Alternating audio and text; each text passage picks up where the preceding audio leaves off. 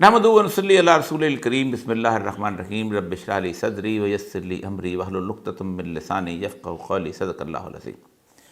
मौजूद ख़वातीन व हज़रात, मार्च का महीना बरसगीर की तारीख़ में बहुत अहम महीना रहा है।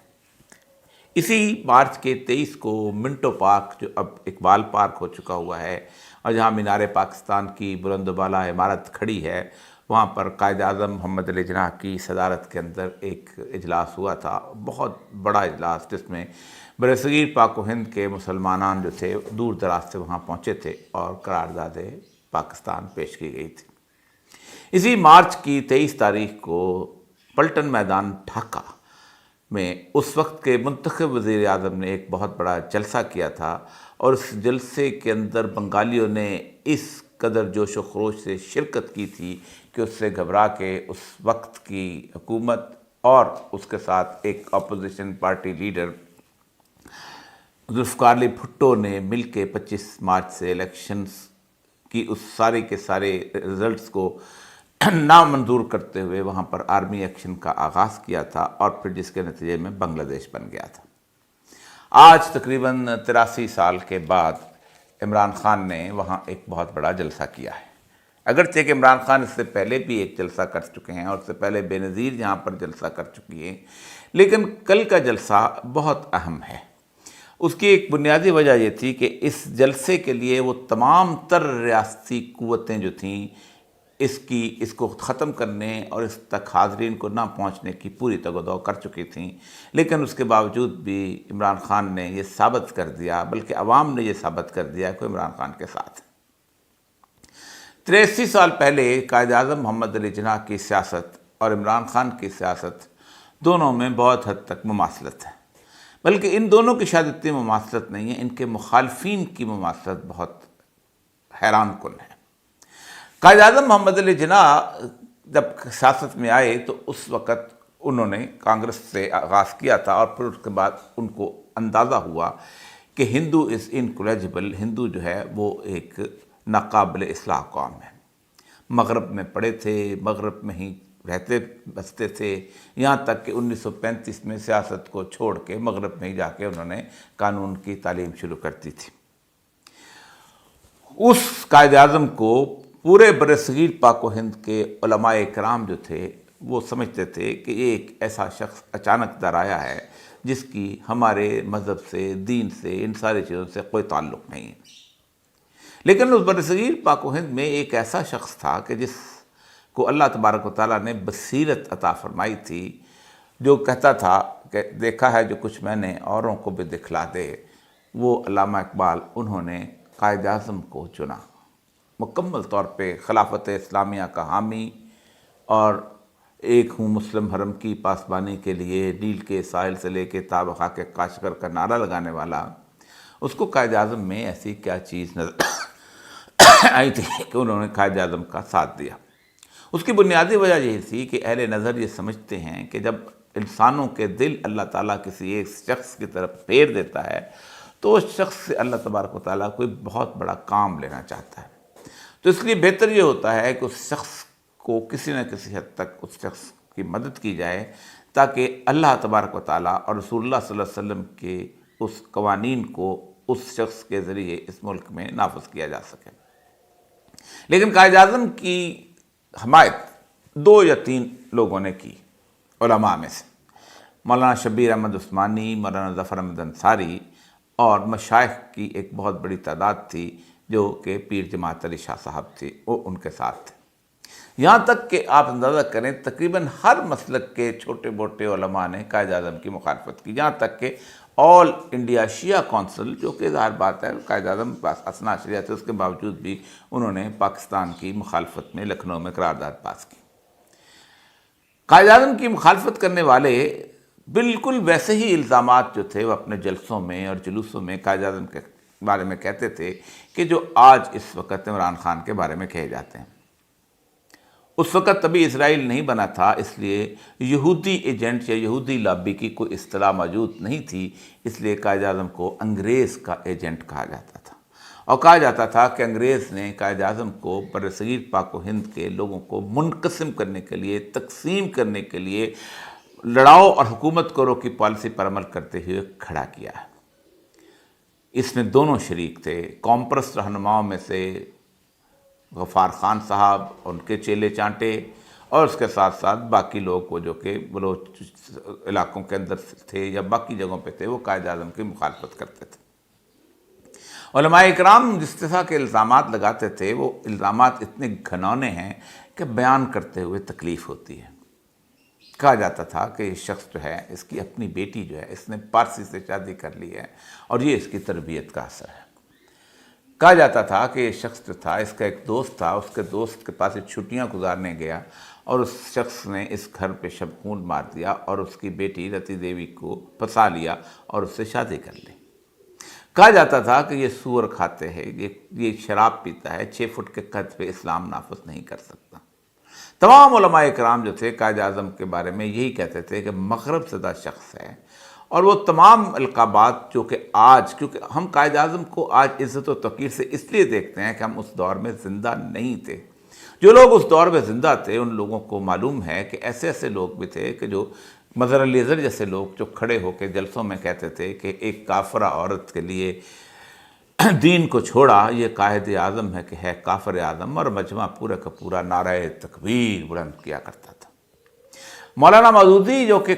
دو قومی نظریہ کے حامی تھے اور مسئلہ قومیت لکھی تھی، انہوں نے بھی مسلم لیگ کی پوری قیادت کے خلاف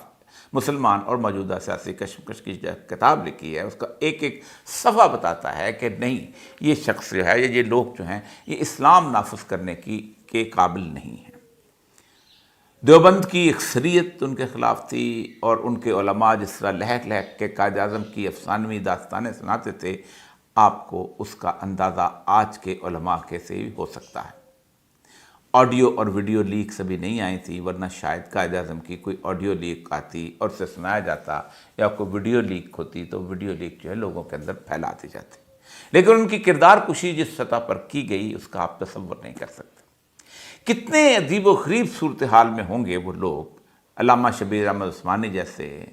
مولانا ظفر احمد انصاری جیسے، اور اس کے ساتھ ساتھ مولانا پیر جماعت علی شاہ صاحب جیسے، اور بریلی کے علماء جن میں بدایونی صاحب وغیرہ شامل تھے، وہ کتنے تکلیف میں ہوتے ہوں گے جب وہ سارے اعتراضات ان پہ کیے جاتے تھے کہ یہ دیکھیں ان کو کیا ہو گیا ہے، ان کو دین اللہ نے پڑھایا تھا، ان کو سکھایا تھا، سب کچھ کیا تھا، اور کیسے شخص کے ہاتھ میں آ گئے ہیں کہ جس شخص کے 6 فٹ پہ بھی اسلام نافذ نہیں ہوتا۔ یہ وہ بنیادی غلطی تھی جو اس وقت کے علماء نے کی، ان کی مذہبی جماعتوں نے کی، جس کو پاکستان نے 75 سال تک بھگتا۔ قائد اعظم جس طرح کے شخص تھے، ان کی تقریروں سے جس طرح اسلام کے بارے میں محبت اور اسلام کے بارے میں چاہت اور اسلامی نظام کے نفاذ کے لیے جو تگ و دو تھی وہ نظر آتی تھی، اس کسی اور شخص میں نظر نہیں آتی تھی جو اس وقت اللہ تبارک تعالیٰ نے جس کو مقبولیت کا درجہ دیا۔ ان کی جو 11 اگست والی تقریر کو مثال دیا جاتا ہے، اس کے خود مخالفت کرنے کے لیے، خود اس کے وضاحت کرنے کے لیے کہ میں سیکولر نہیں ہوں، قائد اعظم نے باقاعدہ بار ایسوسیشن کراچی میں تقریر کرتے ہوئے کہا تھا، there are people who creating mischief that we will abandon the Sharia law۔ بہت سے لوگ ہیں جو اس وقت ایک شرارت کر رہے ہیں کہ ہم شریعت کے قانون کو چھوڑ دیں گے۔ شریعہ law is as applicable as it was 1300 years ago۔ شریعت کا قانون آج بھی ویسے ہی نافذ العمل ہے جیسے 1300 سال پہلے تھا۔ اور ان کی جو تقریر ہے وہ اسٹیٹ بینک کے افتتاح میں، وہ تقریر تو ایسی ہے کہ جیسے ایک شخص پورے مغربی نظام کا ناقد ہو۔ انہوں نے اسٹیٹ بینک والے سے کہا تھا کہ آپ ایک ایسا معاشی نظام ترتیب دیں جو اسلام کے اصولوں کے مطابق ہو، اور پھر بات یہاں روکی نہیں، کہا the western civilization, western economic system has created such a mess that only a miracle can save this universe from it۔ کہ اتنا گند ڈال دیا ہے مغربی نظام نے کہ جس سے شاید کو معجزہ اسے بچا سکے۔ یہاں تک تنقید کی کہ 2 جنگیں بھی اسی مغربی معاشی نظام کی وجہ سے ہوئی ہیں۔ اس وقت قائد اعظم کا اگر یہ علماء ساتھ دے دیتے تو قائد اعظم کے ارد گرد وہ لوگ جو آج 11 اگست کی تقریریں لہراتے ہیں اور جو کہتے ہیں کہ قائد اعظم ایک سیکولر تھا، قائد اعظم کبھی سیکولر نہ ہوتا۔ اس کی بنیادی وجہ یہ تھی کہ تمام علماء کرام بنیادی طور پر جو اپنی اپنی سیاسی مذہبی تنظیمیں رکھتے ہیں، یہ سمجھتے ہیں کہ جب تک وہ اقتدار کی کرسی پر خود نہیں بیٹھیں گے اس وقت تک اسلام نافذ نہیں ہو سکتا، اس تک اللہ کا کوئی قانون نافذ نہیں ہو سکتا۔ ہم ہوں گے اور ہمارے احباب ہوں گے تو وہ ہوں گے۔ اسی طرح ان کے درمیان آپس کے اختلاف اس قسم کے ہیں کہ اگر کوئی دیوبند کا عالم جو ہے وہ اگر خلافت کی کرسی پہ بیٹھ جائے تو بریلوی اس کو نہیں مانیں گے، اور بریلوی عالم بیٹھ جائے تو دیوبند کے لوگ نہیں مانیں گے۔ ان کی یہ اتنی بڑی غلطی تھی جس کا بھگتان 75 سال تک لوگوں کو بھگتنا پڑا، اور پہلے 1.5 سال کے اندر ہی ان علماء کو اندازہ ہو گیا کہ قائد اعظم ہماری غلطی کی وجہ سے قائد اعظم کے ارد گرد وہ یونینسٹ لوگ اکٹھے ہو گئے تھے، کیونکہ قائد اعظم کے پاس پھر اور لوگ موجود نہیں تھے کہ جن سے ہمیں 1.5 سال جد و جہد کر کے جیلیں کاٹ کے یہ منوانا پڑا کہ یہ ملک اسلام کے نام پہ بنا تھا اور قرارداد مقاصد جو ہے وہ منظور کروائی گئی۔ یہ عجیب و غریب کہانی ہے، اور اس کہانی کو آگے اگر ہم لے کے چلیں تو پھر اس کے بعد پاکستان کے اندر کوئی اتنا بڑا پاپولر لیڈر نہیں آیا۔ خود ذوالفقار علی بھٹو صرف سندھ اور پنجاب تک محدود تھا۔ کے پی کے میں، جیسے اس وقت سروہ سرحد کہتے تھے بلوچستان میں، وہ ایک اجنبی تھا۔ وہاں پر صرف اور صرف نیشنل عوامی پارٹی اور جمعیت علماء اسلام کی حکومت تھی۔ دونوں صوبوں میں انہوں نے ہی حکومت قائم کی تھی۔ ایسٹ مشرقی پاکستان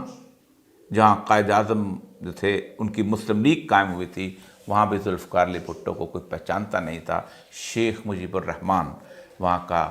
جسے کہتے ہیں بلا شرکت غیر حکمران تھا، جس نے 162 سیٹوں میں سے 160 سیٹیں حاصل کی تھیں، اور وہاں اس کی اپوزیشن تک موجود نہیں تھی۔ اس پوری تاریخ کے بعد کوئی اور ایسا لیڈر پیدا نہیں ہوا کہ جس کو بر صغیر پاک و ہند کے بعد اس نئے بننے والے پاکستان کے اندر مقبولیت حاصل ہوئی ہو۔ عمران خان جو ہیں وہ اس ایک 24 سال 25 سال کی اسی طرح کی ایک لمبی جد و جہد ہے، جیسے قائد اعظم کی تھی ویسی جد و جہد ہے۔ کبھی مقبولیت ہوئی کبھی نہیں، وہی کیفیت جو کہ 1936 کے انتخابات میں قائد اعظم کی تھی کہ پورے ملک میں ہار گئے تھے، شاید 2 یا 3 سیٹیں حاصل کی تھیں، اسی کیفیت کے اندر آئے۔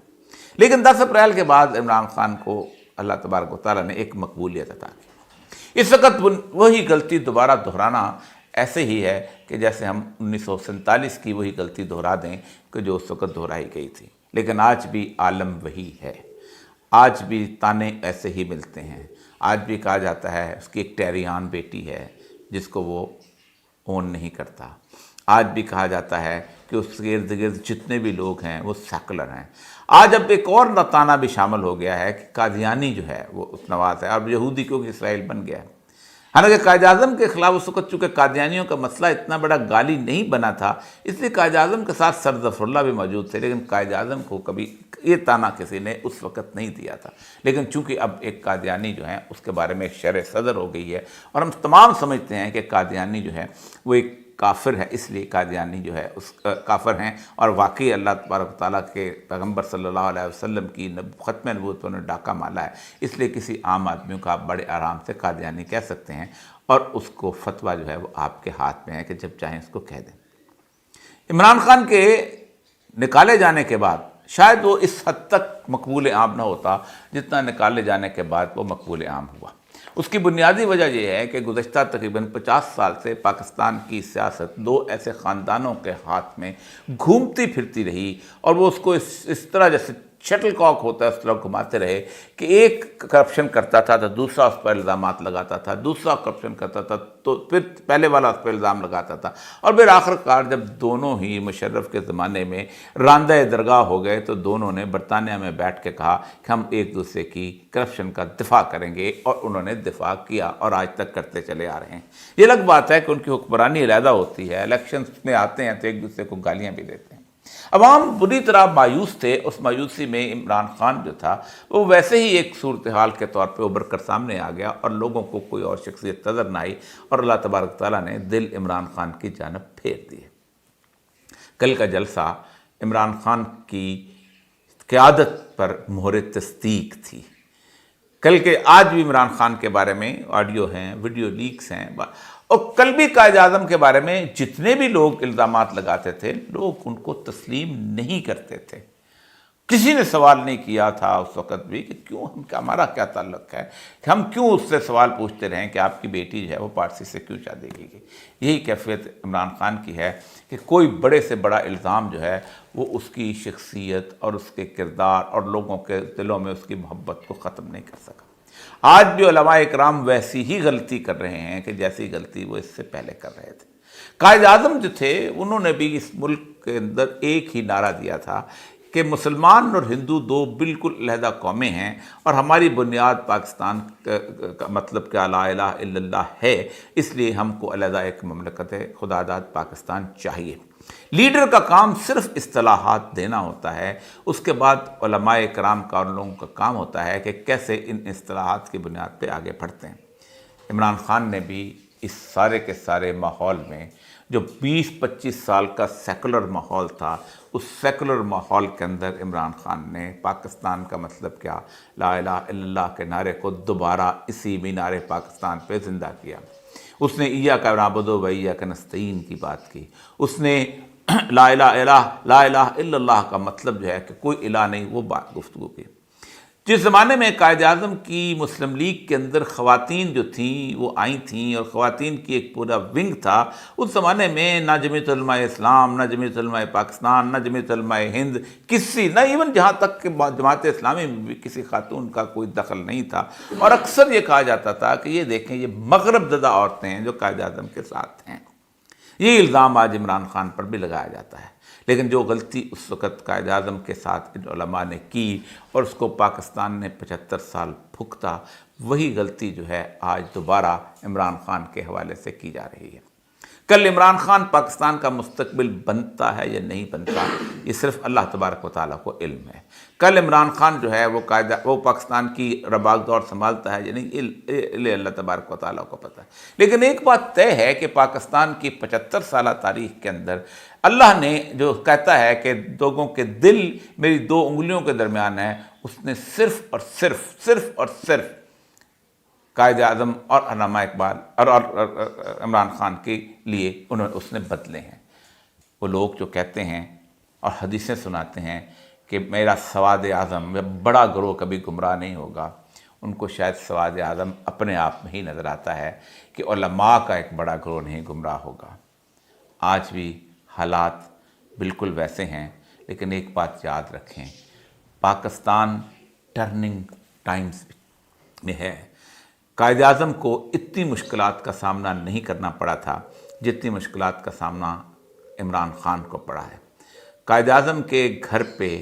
आज तक कभी किसी ने जाके रेड नहीं किया था और बुलडोज़र लेके नहीं गया था। यहाँ तक कि पाकिस्तान के किसी भी मुंतखब वज़ीर आज़म के घर पे ना जाती उम्रा में ना बिलावल हाउस में कोई शख्स इस तरह बुलडोज़र लेके गए। आज तक किसी के जलसे को रोकने के लिए ऐसे कंटेनर नहीं लगाए गए थे। आज तक किसी के जलसे को रोकने के लिए पूरे पाकिस्तान में इस तरह गिरफ्तारियां नहीं की गई थी। ये जलसे होते थे। बेनज़ीर जब 1986 में आई थी तो उसके घर पे कोई हमला नहीं हुआ था, ना ही पीपल्स पार्टी के लोग जो है उस वक्त गिरफ्तार हुए थे, हालांकि ज़ियाउल हक़ था।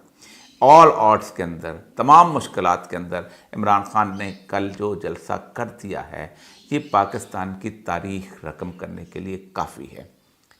कल इमरान खान पर सज़ा आता है या नहीं आता। अगर आता है